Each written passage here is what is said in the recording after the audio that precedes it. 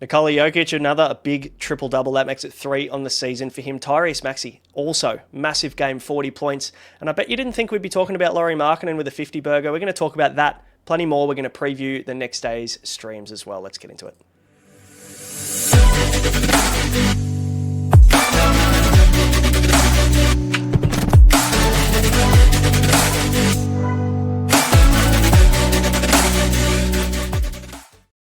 G'day everybody, welcome back to the Ball Logic Fantasy Basketball Podcast. I'm your host Braino, joined by Flanders in the studio tonight. Mate, I'm filling in for the horse. He's busy with family duties and I'm looking forward to it because we've got 11 games to get through.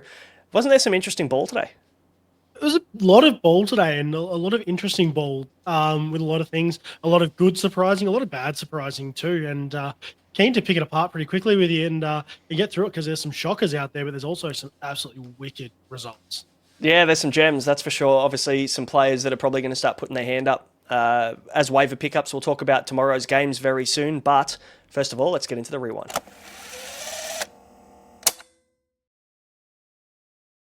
Paolo Banchero, Flanders, he's finally shot above 500, which is lovely for owners. I'm sure that everyone's pretty happy now. 32, 7 and 5 with 3 blocks and 55 from the field. A good game for him. Otherwise, for the Magic, it's pretty hard to find too many other positives. I mean, we saw Desmond Bain with 24. He was in foul trouble. He ended up fouling out. Franz Wagner also put up 22 points in this one. And Wendell Carter Jr. with a cheeky little double-double there. But nothing really stands out but Paolo Banchero, especially in points leagues. You'd be very happy with that. But as a category league guy, it's about time he repaid owners. What'd you see from Philly, mate? What happened over there? Tyrese Maxey come out and proved that he is that guy and still is that guy. 43, 8 and 4. You'll take that out of him. Got a steal out of him too. VJ Edgecombe just still rolling on. 26, 7 and 4, stealing a block. Only 2 turnovers as well on that. Other than that, there was a few nice bench options there. Quentin Grimes on 25 minutes, 14 points, 5 boards, 3 assists. I'll take that every day of the week. Kelly Oubre as well had a good day. He got the double-double, 25 and 10, 4 steals and 3 stocks. And they're on the back-to-back. So Kelly Oubre, I think, was the most added player in Yahoo yesterday or this morning. So, definitely a target. Adem Bona, another guy, obviously got those fill-in minutes and got 3 blocks in this one for Joel Embiid. So, handy. Cleveland, mate, they blew out the Detroit Pistons. We were talking before we went on air that the Detroit Pistons are just a complete shambles in this one. Foul trouble all over the shop. It was a complete mess. I'll leave them to you because I know you're keen to rip into them. Cleveland, though, Evan Mobley had a monster of a game. 15, 11, 5 assists, 1 steal, 3 blocks, 500 from the field. Very good showing for him. Plus 27 as well, but that's not even the most impressive thing. Donovan Mitchell, he was outstanding in this one. 35 points. Very good from the field. 722 from the field. Barely missed. 4 threes, but 36.2% usage. So obviously no Darius Garland. We're seeing him handle the rock plenty in this one, and we can expect very much the same. Sam Merrill went up the... he was, I guess, into the locker room in this game and didn't return. Only 17 minutes for him. So yeah, worth having a look and see what that looks like tomorrow morning, or Wednesday, because there could be a chance there we might find an injury replacement in Cleveland. Talk to us about Detroit if you've got anything positive. I don't have anything positive, but I will talk to you about them. Cade with an absolute stinker, 12 points, 4 assists, 5 boards, but 5 turnovers to go along with that. He was their highest scorer with 12 points here. Tobias Harris with 10. He looked all right. Ron Holland, yeah, but it was just foul trouble left, right, and center. Tobias Harris, 5. Asar Thompson, 4. Jalen Duren, 4. Cade with 3, but they were just all in foul trouble. Ron Holland with 4 as well. There was just trouble all around there, and they couldn't do anything to stop Cleveland locking up Cade, which just locked up all the offense. Yeah, that just goes to show how reliant they are on Cade. So good for owners, I guess. Yeah, absolutely. Let's move on to Boston, mate. They blew out the Pelicans. So I'll talk about Boston first. Josh Minott, very good from him. He got a start in this one, 28 minutes. So nice little showing for him there. 15 points, 9 boards, a steal and a block there as well. So good from him. Anthony Simons was the man that put his hand up in this one. 25 points, 6 boards. Very, very solid showing from him as well. There's plenty to like there for Anthony Simons. If you rostered him, hopefully you got him after the 100 mark. Peyton Pritchard also pretty solid, 18 points, 8 assists. So doing kind of what we expected him to do at the start of the season. It's taken him a couple of games to get into his stride, but I think he's only going to get better and better with time. Peyton Pritchard and Namias Cater, pretty solid there on the boards there. And 4 blocks to add to that. So a nice little stream there if you had Namias Cater in your team. Derek White, struggling this year. Really struggling to get going. The efficiency is incredibly poor. So let's hope that, and I think there's nowhere really to go but up for Derek White. So he might be a little buy low candidate if owners are getting a little bit frustrated, Flanders. What about the Pels, mate? They were without Zion Williamson in this one. Yeah, there's a bit of everything going on here. A few surprising options here. Pretty standard stuff here out of Jordan Poole. 22, 4 and 2. Gave us a steal as well. Probably what you'd expect. Probably what reads on the tin there. Herb Jones, 11 and 2, but no steals. Ease Missy, 11, 7 and 3, which is pretty mediocre. Derek Queen did show a little bit off the bench there as well, so he did look good, and they did center around him a bit as well. And Sadiq Bey picked up 2 steals as well. So just something to keep an eye out for there. Jose Alvarado also got a bit of run there, 21 minutes. So just something to keep an eye out for. Always good for a steal or 2. Absolutely. Blowout minutes definitely help guys like that. So, probably worth just tempering expectations on those guys in blowout minutes. Speaking of blowout minutes, we saw more of them in this one. The Spurs ended up beating Toronto 121-103. I'll have a chat about Toronto, mate. They're not a ton of positives, aside from RJ Barrett, who's actually started the season really well at the moment. So good on him. 25 points, couple of boards, couple of assists and a steal. So he's been playing quite well, nearly team high usage, but the guy I want to talk about is Colin Murray-Boyles. His first real showing in the NBA, obviously he missed the first week, but good to see him come out and really take ownership of that spot. 19 points, hit 3 threes, 3 boards, 3 steals and a block. Filled the stat sheet across the board, 538 from the field. Lots to like there, and a team high usage of 32.7%. So obviously it is a blowout. We can't look into that too much, but I tell you, if he's on the waivers and we do start to see these minutes maybe solidify 23, 24 minutes, it might be enough to be rosterable in 12-team leagues. So keep an eye out for Colin Murray-Boyles moving forward. How about Wemby, though, mate? He just keeps going, doesn't he? How can we not talk about this fella? Mediocre with his 24 points. Somehow that's mediocre for this guy. 15 boards, 4 assists, a steal, and just the 1 block for him today. Expectations tempered. The laws of averages means he can't give us 6 every day. But this man still keeps putting it up there. 4 turnovers, pretty standard. Stephon Castle, pretty good showing there, 22 points, 4 assists. Harrison Barnes, just doing Harrison Barnes things, 18 and 5. Everyone else shot pretty good. Wemby was 87% from the field there. So other than that, that's probably about all from note there. Dylan Harper did look pretty good, I must say. He's getting better and better, isn't he, as the season goes on? I think, honestly, there's been conversations about whether they even need De'Aaron Fox, and it's a ridiculous comment, but it's at the same time just maybe exaggerating how good Dylan Harper's been to start the season off the bench. So lots to like there as a Spurs fan, I am sure. Atlanta, we fell short. I'm an Atlanta fan, and it made me very sad. 123 to 128. The battle of the Aussies between Josh Giddey and Dyson Daniels, and Giddey definitely got the chocolates in this one.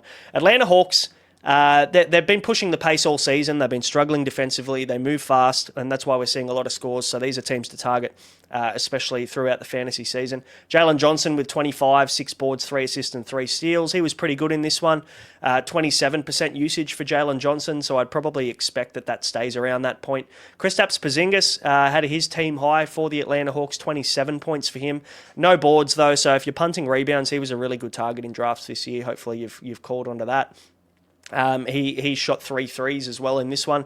Trae Young, 21 points and 17 assists. He was struggling from the field, but that's what you get with Trae Young. He will take a lot of shots. He will miss a lot of shots, but he will get his teammates involved, which is why Porzingis, Johnson, Dyson Daniels, these guys are in great spots. Zach Ricochet, borderline droppable. I'd urge people to be patient just for another week or so, but I tell you what, he's starting to get on my nerves as someone who's got stocks in him. So a little bit to worry about there. Dyson Daniels also had a pretty poor game in this one, so kept the steals up, but not much else.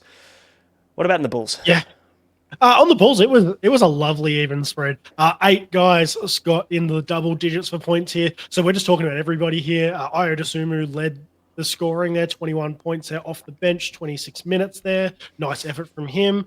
We had a couple of double-doubles floating around here. Josh Giddey, 18, 13, and 5. a steal and a block, which was pretty nice out of him. Vucevic with 17 and 17, rebounds and points there. Really good out of them. Usage was pretty evenly spread across everybody there. Martis Buzelis turning it around for us, though. 16, 5, and 3. I think we're all pretty happy with that there. And just the one turnover there on 32 minutes. 42% shooting, 2 threes. I'll take that. Yeah, talented guy. He's going to get better and better as the year goes on, absolutely. Brooklyn got blown out by Houston in this one, 137 to 109. Brooklyn, Terrence Mann was in a bit of foul trouble there to start the game and played limited minutes, but looked okay, 21 points. He was the team high for them, 6 rebounds for him as well. But Day'Ron Sharpe had a really good game in this one, really impressed by him, and definitely a guy that at the moment should be on your, probably on your waiver wire, but definitely should be on your radar as well to be picking up when you're looking to stream blocks. This was actually the first game this year that he's played that he hasn't got a block in. So I'm a law of average, as you mentioned before. I think he's going to be a target that will be able to fill the stat sheet. 12 boards, 17 points, and a 3 for him. Other than that, Michael Porter Jr., he was fine. He just didn't get really the opportunity in this one.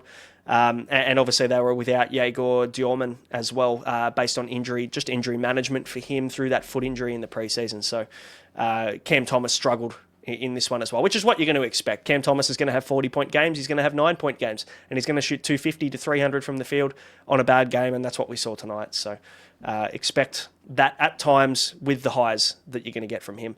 What about the Rockets, though, mate? Tari Eason, finally a bit of a bounce back. Oh, Tari preseason is here. We'll talk about it, boys. 22, 5, and 5 out of him. No steals, but we did get a block out of him there, so we did get some of the defense that he is well known for. We'll take that out of him. Other than that, it's pretty well spread around there. Sengun, 21, 6, and 6 with a steal. Looking pretty good there. KD, probably underwhelming for owners there. 19, 6, and 3 with a steal. Percentages were only 43 from the field. And no threes, shot 4, hit none. Probably a bit disappointing for other owners there. And same with the men there, only gave us the 12, 8, and 4, with only the 1 steal, not the defense that his owners were chasing. Only 4 blocks for the Rockets, which are pretty good typically on the defensive end with blocks with the big guys. Yeah, I think also something to note with this one and something to keep in mind moving forward is I think Steven Adams off the bench was more matchup based. They were looking to spread the floor. They were looking to get Nick Claxton out of the paint, and they did that really well with Sengun, who's obviously more than happy to shoot some threes this year. So some good signs there. Also, perfect from the free throw line. So yeah, definitely out of trend, but very good signs for Sengun this year, and someone who openly put their hand up and wasn't overly keen on Sengun. I'm talking to the person who was even less keen on Sengun, so we probably need to just eat our words on that for now. Anyway, I will eat my words for the moment. I'm a big law of the evening, but yeah, for the moment, it's not a good day to be a Sengun hater. It's not. OKC 101. They got this one against Dallas 94 on that road trip. Chet Holmgren also another really good game from him. I would expect him on the back-to-back. OKC on the back-to-back. I don't think he plays tomorrow. That's my prediction. That sore back. Or that back injury management, I think he'll probably sit, knowing that he played 3 games last week and he's played 4 games in 8 days. I think they'll probably give him a break. So there might be some opportunity for a Jalen Williams or someone like that to get some burn tomorrow. We'll talk about streaming later. Isaiah Hartenstein was good. Shai Gilgeous-Alexander was pretty quiet in this one for his standards. So Dallas did a really good job on keeping him relatively quiet in this game. So shout out to them. AJ Mitchell continues to be a pocket rocket off the bench. He has been fantastic. 17 points, 7 rebounds, and a steal and an assist. So yeah, but keep an eye on him. He is a great points and threes streamer, even though he didn't shoot any threes in this one. Great points streamer. So yeah, not too bad. Cason Wallace, bit of a quiet one, but he did get a steal and 5 assists and 5 boards. So nice little contribution from him. And Lou Dort continues to do sweet FA. How about Dallas, mate? AD decided he wanted to turn up for this one. AD did show up, 26, 11, and 3 with a block there. Only the 1 turnover too, which is quite nice. We also had PJ Washington, 15, 9, and 3. Pretty good stat line out of him there. Probably the one that stands out to me, but not from a points point of view, is D'Angelo Russell decided he wanted the idea of playing this time. 9 and 10 assists, which is great there. Even got a block too, and just the 2 turnovers. So just after we all dropped him and punted him from every format we owned him in, he decides he wants to rock up there on 30 minutes as well. Keep an eye on that because he did also shoot shockingly at 21% from the field, 3 of 14, and 1 of 8 from 3. So I would keep an eye out there for your waivers. We'll go into that later. Yeah, Cooper Flagg also openly said that he felt really flat on the second leg of the back-to-back. So that's something to keep in mind too. No panic stations just yet. Looks like he's going for an MRI on his shoulder, but he suspects that he'll be free to play on Wednesday. So it mustn't be something too serious. But then again, but players love to say that they're going to play, don't they? It's not usually their call. Always. So we'll see. Always we'll see how it goes. But it was a pretty ordinary game from Cooper Flagg. So let's keep an eye on those back-to-backs moving forward. Phoenix 134, Utah 138, and I'll let you talk about the big dog, Lauri Markkanen. But in Phoenix, there are a couple of big dogs, one specifically Devin Booker, who continues to just fill the stat sheet, 34, 5, and 10 assists. This is the kind of stat line in 44 minutes as well, mind you, that I think we all wanted to see more often. It's just unrealistic to maintain this kind of level of performance and production, but he was fantastic in this one. Obviously, nearly 30% usage. That's what you're going to get from Devin Booker when he gets these opportunities. Mark Williams, also a bit of a showing out for him. Good from him to 25 and 11. He finally gets some minutes, 30 minutes in this one. So expect him to sit for the next 4 days off the back of that. But aside from that, Colin Gillespie seems to be doing a pretty good job backing up and playing some two-guard. 15 and 13 assists, 3 steals and a block. So he is a guy that if he continues to get this kind of production, could be a guy you're looking at in Phoenix. Grayson Allen, also 23 points there with 4 threes. What about Lauri Markkanen though, mate? He's nearly the player of the day. He's got to be, Utah Jazz 51, 14 and 3, and that is not the Jazz's stat line. That is Lauri Markkanen's stat line there. In Lauri Markkanen fashion, though, he did shoot 43% from the field because he took 32 shots and made 14 of them. 6 threes and went 17 from 17 from the line. So he went really well there. On some other notable guys, so Walker Kessler, 25-11 with 4 blocks. Lovely to see that out of the big man there. Keontae George putting up another double-double. Wonderful guy for all those who got him late in drafts there. 26, 10, and 5. Big fan of that there. Some guys that we probably expected some defensive streaming out of. Taylor Hendricks not going so well there. Nothing really defensive out of him at the moment. So 1 steal from this one. Yeah, and Ace Bailey just obviously working his way back from illness. So those minutes are probably going to stay low, temper expectations on him as well. Denver, mate, 127. Jokic goes large. They beat Minnesota 114 in this one. Jokic reminding everybody that he is the premier, we'll call him the premier big man. He's obviously Wemby's starting to put his hand up for that title, but Jokic with a 25, 19, and 10 triple-double. It's his 3rd triple-double in 3 games this season, with 2 steals and a block on 900 from the field, 9 from 10. Very Jokic-like as to what we'd expect from him moving forward. 4 fouls. Luckily, no foul trouble in this one, though, but huge showing from him. But Jamal Murray, 43 points, 6 boards, 5 threes, 3 assists. Lots to like from Jamal Murray. If you hopefully got him in a bit of value in drafts, he was starting to slide into the 40s in some drafts. I had him much higher than that, so hopefully people jumped on there. Aaron Gordon crashed back down to earth after his 50-piece and a nice little 360 dunk. Not really done much the last couple of games for Denver. So, yeah, pretty quiet aside from the 2 big dogs, Jokic and Murray. What about in Timberwolves land? Yeah, well, they were rolling with no Anthony Edwards here, and they were wing heavy to say the least. Jaden McDaniels, Julius Randle really carried the backs to this, 25 and 24 respectively there. Julius Randle putting up a respectable 24, 7, 3, 2 steals and a block there. Shot over 50% from the field as well, 87% from the line there. Naz Reid also getting a good showing out there, someone to watch out for on the waiver wires with Ant out for a couple of weeks there. 18, 7, and 2 with a steal and a block there on 27 minutes, proving that 6th man label for him is well worth it. Rudy Gobert doing Rudy Gobert things, but pretty limited on the rebounds. He did get 8 points, but he did get the 2 blocks and the 1 steal, but only the 5 boards. Yeah, a bit quiet for him. But, he has those games every now and again. Memphis 118 were beaten by the Golden State Warriors 131 in the end in this one. Cedric Coward ended up in a bit of foul trouble for Memphis. I know all eyes were on him. He was the most added player yesterday off the back of him doing some great things for Memphis in that 6-man type role, and I'd expect him to keep doing that. As long as TJ and Scottie Pippen Jr. stay on the sidelines. I think he's got at least another month there of relevance there before you can move him on or drop him. Jaren Jackson Jr., 29 minutes for him. No blocks in this one and 16 and 7. So kind of quiet game for him. 4 fouls in this one. Jock Landale was also pretty good 17.6 boards for him in 24 minutes.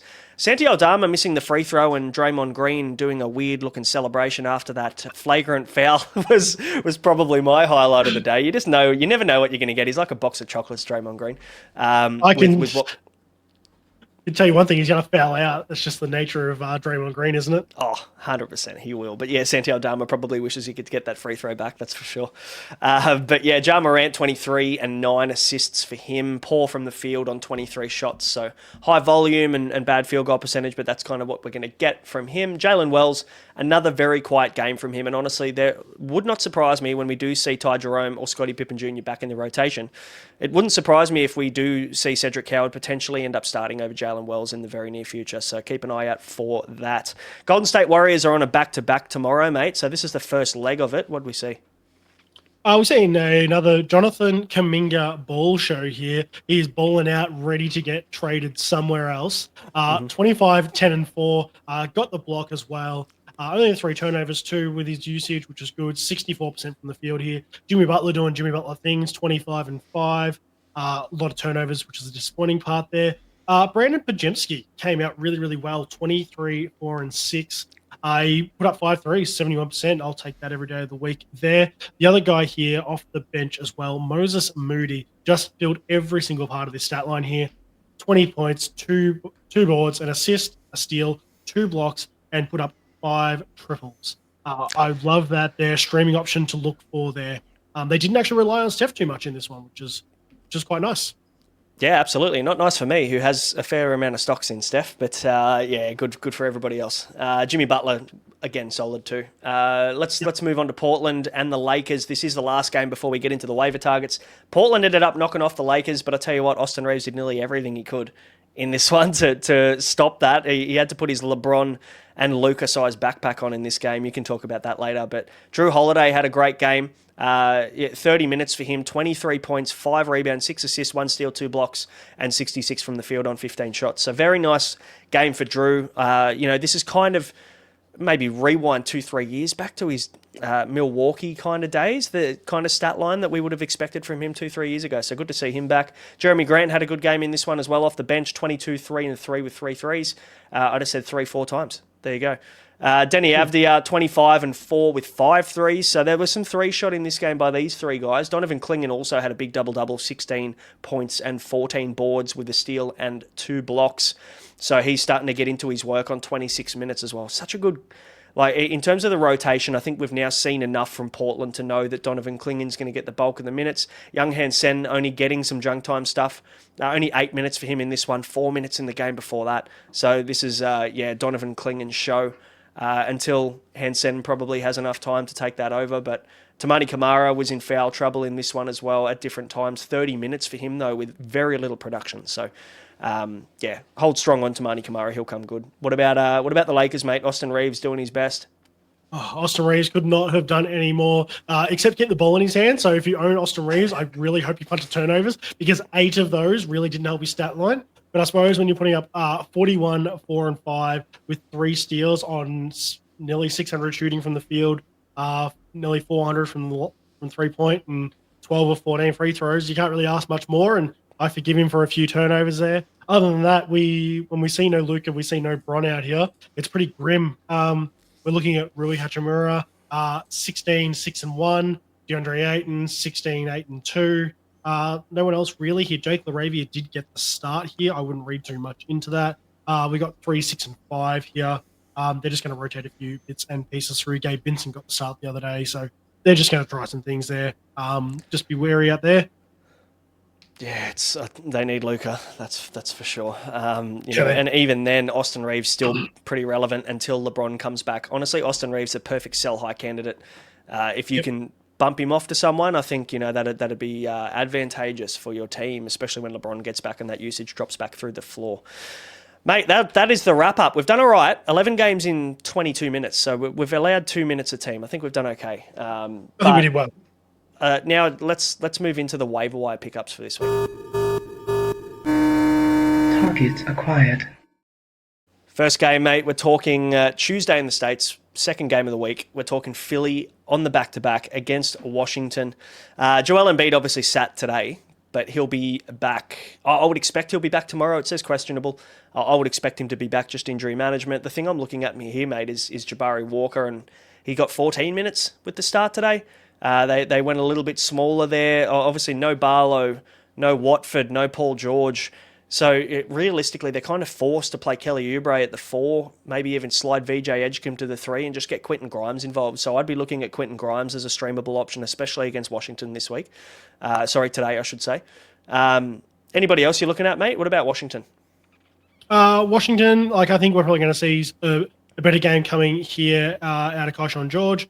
He'll bounce back after a pretty poor game the other day against Charlotte. Trey Johnson is listed as questionable, but if he's coming into it, that is somebody to look out for here. Cam Whitmore seems to have been pretty good.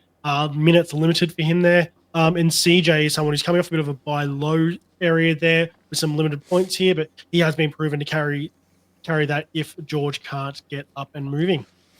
Yeah, Keyshawn George has been great so far, but he's not going to be able to maintain the kind of levels, especially efficiency-wise. We saw that come back down to earth a little bit yesterday or the day before. So, temper your expectations on Keyshawn George. But, yeah, he's in for a big year. Mate, with the next one, we've got Charlotte and Miami. Actually, who do you reckon is going to win first out of Philly and Washington before we move on? I reckon we're going to go Washington here. I like what they're doing out there. I think, Jonathan Bede is not going to play enough minutes to be reasonable. Tyrese Maxey can only do so much. Mate, VJ Edgecombe's going to carry Philly to a win here in this one. I'll back Philly in. Charlotte and Miami. Trey Mann is questionable. The questionable tag actually just talks about the talent, not the injury. I picked him up for the back-to-back last week, and he went 1 from 11 for me. So shout out to him. Did absolutely sweet FA. Brandon Miller, no timetable for return on that shoulder subluxation as well, which is not good news for anyone who has stocks in Brandon Miller, but it does create some opportunity for Con Knipple, who would definitely be a streamable option from this game. Charlotte on the back-to-back as well. I shouldn't say on the back-to-back. On the Tuesday, Thursday, low-volume back-to-back, we'll call it. So definitely a good little streaming target there. As well as Moussa Diabate, I'd be probably looking at from this one. Anybody else stand out to you? No, that's probably the main guys there, mate. I would expect LaMelo to take on a bigger load as well there. Colin Sexton as well, if you can pick him up, he's always good for a steal or two and some assists as well. So he's pretty good at filling a stat sheet, but be wary he is typical in a guard, and usage will be up there a bit, but also his percentages will be down. Yeah, absolutely. What about Miami, mate? Anybody there? It looks like they're starting to lean into the Khalil Ware, Bam Adebayo, 4 and 5 again from last year, and we've seen what's his name? I've had a blank. Nikola Jovic. Yep, he's dropped back to the bench, sadly. Yeah, he's gone back to the bench, and he could end up back on some waiver wires due to that as well. I think what we're looking at here is probably going to be what Miami settle on once they get Tyler Hero back as well. Davion Mitchell out, and then in comes Tyler Hero. I reckon that's probably what they're going to run for the year. Nothing here really to stream too much. If you can get Jovic maybe or Fontecchio, but other than that, I don't really think there's too much out here at the moment. Yeah, Fontecchio questionable as well, so keep an eye on that. Maybe try and wait another few hours before you make that call. Davion Mitchell's about 36-37% rostered in Yahoo at the moment, so yeah, touch and go as to whether he's available in your league. You probably have to be in a 10-team, maybe the 12-team, but yeah, probably a good little stream there for steals and assists. Let's move on to New York and Milwaukee, mate. They're the next one.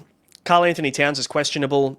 Ariel Huck-Porty seems to be the man to slot in at centre there to start, potentially. Yabusele, also questionable, as is Miles McBride. So, there's a few moving pieces in this one. I would naturally think that Yabusele is the one to get the burn if Karl Anthony Towns is out, but he's also questionable. Mitch Robinson's just opening things up for a few of their big men here.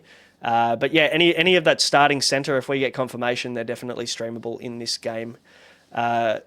Miles McBride being questionable doesn't really open up anything for me personally. What about Milwaukee, mate? Because they're rolling with Rollins, AJ Green, and Gary Trent Jr. as the 1, 2, 3, which doesn't fill me with tons of confidence. Milwaukee don't fill me with much confidence at all here. Still no Kevin Porter Jr. He is still out. So someone like a Ryan Rollins or an AJ Green could be nice and streamable there. They've got to have somebody else around Giannis as well. Depending on what you need as well. Kuzma is listed as questionable, can always put up something, but often it is a big risk, big reward sort of thing there. So just be wary out there as well. But they would be my sort of guys there, is look towards guards, Rollins or Green. Yep, like it. Kuzma being questionable is the best thing I've ever seen for the Bucks as well. So there's plenty of positivity here. Cole Anthony questionable too. So Ryan Rollins definitely a good streamer for steals. If he's still on your waiver wire, pick him up, steals and assists. He'll do a good job for you there. And Gary Trent Jr. will do threes and steals for you too. So I'd imagine that he's on most waiver wires. So not a bad little shout there for Milwaukee. Let's move on to the Sacramento Kings. They play the OKC Thunder on the back-to-back. And nothing really of note for the Kings, mate. Nick Clifford's still out. Keegan Murray's still a long way away, sadly. So Keon Ellis, probably, if you need some steals, I think he's probably streamable at this point. But the minutes I think the max minutes that he's played this year is 18. And that was yesterday or today. So, if you need some steals, I've just picked him up in a league. That's probably the steals and threes, but you're not really going to get a ton else from him. What about OKC, though, mate? Because Chet's questionable. You reckon he plays the back-to-back? I don't reckon he does. I reckon that niggling back is going to mean he has to sit out there. I reckon we're going to see some of the poor Jalen Williams get a bit more of a role there. So have a look for him there. He's good for a deep three as well occasionally, and some blocks as well, always there. I am probably expecting the likes of the Wiggins or the A brothers in Andrew Wiggins and AJ Mitchell to get a bit more burn than normal.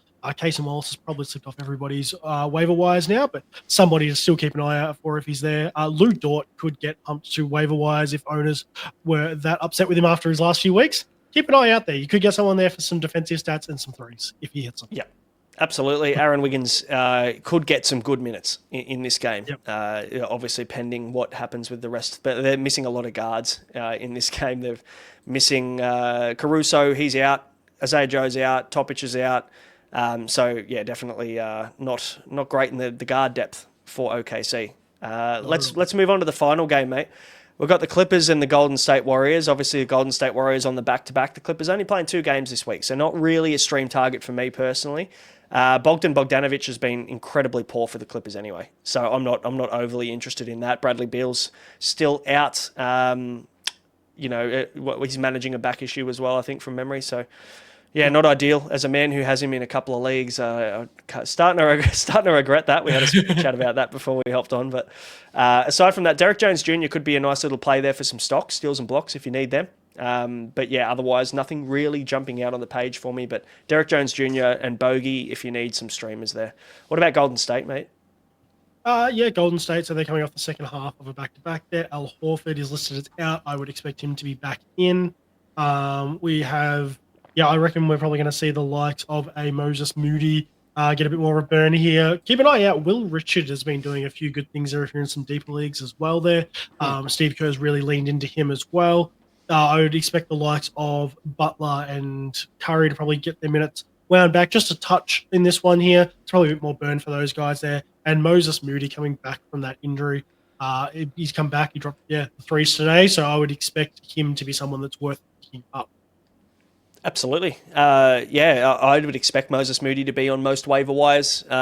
People might have jumped early yesterday because of the back-to-back. So if he's still there on your waiver wire, nice little one-day play for you there.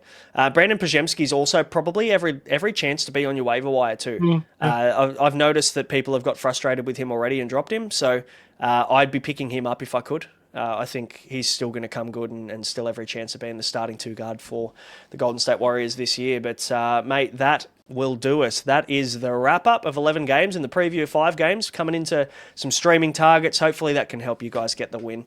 We'll be back tomorrow. It'll be myself, Horse, and Kingy giving you the wrap-up of Tuesday and the preview into Wednesday. Thanks for joining me, mate. It was good fun. Good fun to be here. And, I'll see you guys on Thursday when I'm here with Matrix. We'll see you guys then. Catch you later. See you guys.